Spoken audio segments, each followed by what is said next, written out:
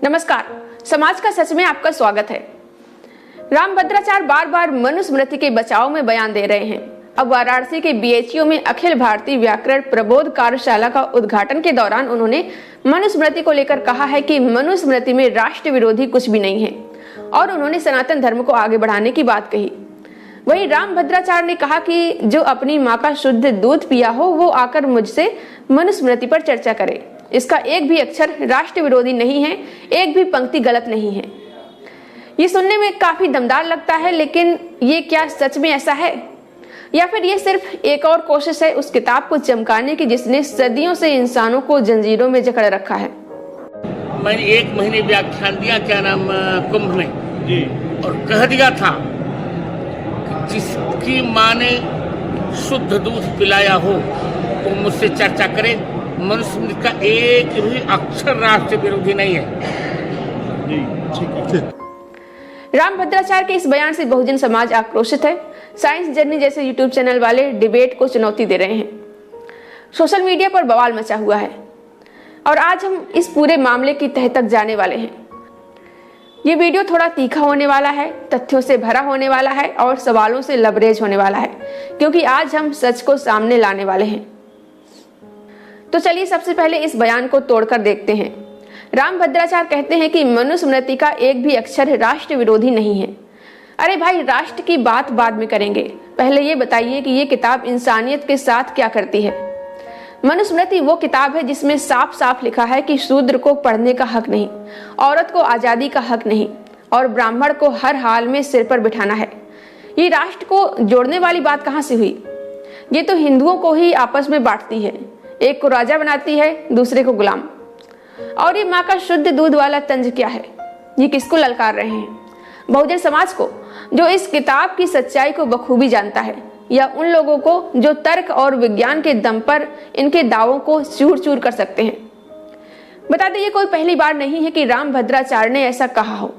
इससे पहले भी वो बोल चुके हैं कि अंबेडकर ने मनुस्मृति जलाकर गलती की और उन्हें संस्कृत का ज्ञान नहीं था, जबकि अंबेडकर को 9 भाषाएं आती थीं: मराठी, हिंदी, अंग्रेजी, फ्रेंच, जर्मन, पर्शियन, गुजराती, पाली और संस्कृत। अंबेडकर ने गहरा अध्ययन करके और समाज में इस किताब का दुष्प्रभाव देखकर ही मनुस्मृति दहन करने का कदम उठाया था। ये कोई आवेश में लिया गया कदम नहीं था, बल्कि एक बड़ी क्रांति थी। अरे, अंबेडकर ने तो उस किताब को जलाकर करोड़ों लोगों को आजादी की रोशनी दिखाई थी। वो किताब जो लोगों को जन्म से ही गुलाम बनाती थी, उसे जलाना गलत कैसे हो गया? मैं फिर बिल्कुल कह रहा हूं कि बाबा साहब अंबेडकर ठीक संस्कृत जानते होते तो मनुस्मृति को जलाने का कुछ प्रयास नहीं करते। मैं राजनीतिक वक्तव्य नहीं दे रहा हूं। उन्हें संस्कृत का ज्ञान नहीं था, से उन्होंने जो कुछ किया, मन के मस्तिष्क में सब कुछ था।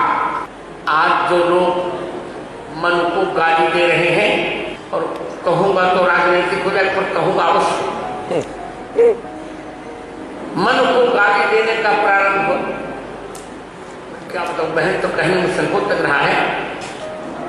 मन को गाली देने का प्रारंभ मायावती जी ने किया था,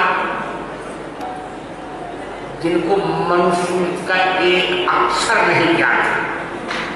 प्रारंभ से लेकर 12वां अध्याय तक लगभग 2600 श्लोक 2900 श्लोक मनुस्मृति में एक भी अक्षर राष्ट्र के निर्माण के विरुद्ध मन ने नहीं लिखा। रामभद्राचार्य बार बार मनुस्मृति को बचाने की कोशिश कर रहे हैं, क्योंकि ये उनके वर्चस्व को मजबूत करती है। अब चलिए मनुस्मृति की किताब को थोड़ा खोलते हैं और देखते हैं कि आखिर इसमें लिखा क्या है। अध्याय 5 के श्लोक 147 में लिखा है कि स्त्री को कभी स्वतंत्रता नहीं मिलनी चाहिए। बचपन में पिता, जवानी में पति और बुढ़ापे में बेटे के अधीन रहना चाहिए। अब आप ही बताइए कि ये आज के भारत में कहाँ फिट बैठता है? जहाँ संविधान औरतों को बराबरी का हक देता है, वहाँ ये किताब उन्हें गुलाम बनाए रखना चाहती है। फिर आते हैं अध्याय 8 के श्लोक नंबर 416 पर। इसमें लिखा है कि शूद्र का काम सिर्फ ऊंची जातियों की सेवा करना है। यानी शूद्र का जन्म ही इसलिए हुआ कि वे दूसरों के जूते चाटे, उनके घर साफ करे और कभी सिर न उठाए। और ये लोग कहते हैं कि इसमें कुछ गलत नहीं है। अरे ये तो इंसान को इंसान से नीच बनाने का खुला फरमान है। रामभद्राचार्य कहते हैं कि ये राष्ट्र विरोधी नहीं है। ठीक है, मान लिया इसमें विदेशी ताकतों के खिलाफ कुछ नहीं लिखा, लेकिन क्या अपने ही लोगों को कुचलना राष्ट्र विरोधी नहीं है? क्या राष्ट्र सिर्फ एक खास वर्ग का होता है, या उन करोड़ों लोगों का जिन्हें इस किताब ने सदियों तक दबाए रखा? बहुजन समाज आज चीख चीख कर कह रहा है कि ये किताब उनके हक के खिलाफ है, ये उनके सम्मान के खिलाफ है, और वो बिल्कुल सही कह रहे हैं। और हाँ, ये सिर्फ शूद्रों या औरतों की बात नहीं है। मनुस्मृति में ऐसे सैकड़ों नियम हैं जो समाज के लिए जहरीले हैं। मिसाल के तौर पर यह किताब कहती है कि नीची जाति का खाना खाने से ब्राह्मण अपवित्र हो जाता है। अब आप ही बताइए कि ये एकता की बात है या नफरत फैलाने की? अब आते हैं बहुजन समाज की ओर। जब से रामभद्राचार्य का यह बयान आया है, सोशल मीडिया पर हैशटैग मनुस्मृति डाउन ट्रेंड कर रहा है। और क्यों ना हो, ये कोई पहली बार नहीं है कि मनुस्मृति को सही ठहराने की कोशिश हुई हो। पहले मायावती पर तंज कसा गया कि उन्हें मनुस्मृति का एक अक्षर भी नहीं पता। अब ये नया दावा कि ये किताब परफेक्ट है। लेकिन सवाल यह है कि क्या बहुजन समाज को अब भी चुप रहना चाहिए? अंबेडकर ने कहा था कि शिक्षा वो शेरनी का दूध है, जो पिएगा वो दहाड़ेगा। और आज वो दहाड़ साफ सुनाई दे रही है। लोग कह रहे हैं कि हमें गुलाम बनाने वाली किताब को हम सिर पर नहीं चढ़ाएंगे। वो डिबेट को चुनौती दे रहे हैं। वो पूछ रहे हैं कि अगर मनुस्मृति इतनी सही है तो सामने आकर साबित क्यों नहीं करते? और ये गुस्सा जायज है। सोचिए, एक तरफ संविधान है जो कहता है कि सब बराबर है, वहीं दूसरी तरफ मनुस्मृति कहती है कि जन्म से तुम नीच हो। अब आप ही बताइए कौन सही है?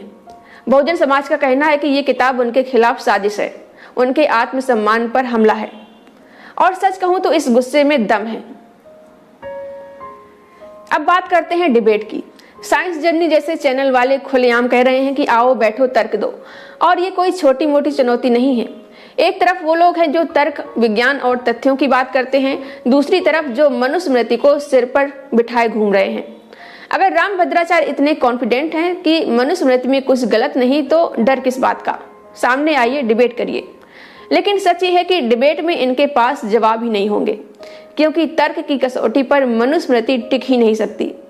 ये किताब समाज के लिए जहर है।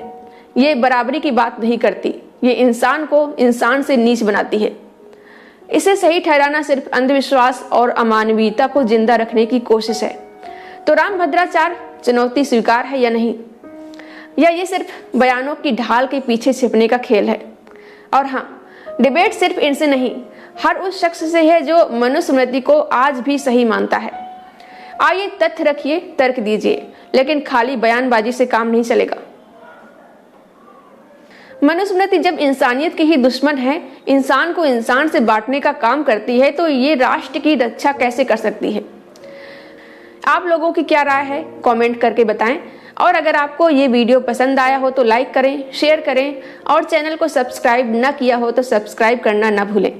हम ऐसे ही सवाल उठाते रहेंगे, सच को सामने लाते रहेंगे। अगले वीडियो में फिर मिलते हैं। तब तक सोचते रहिए, सवाल पूछते रहिए।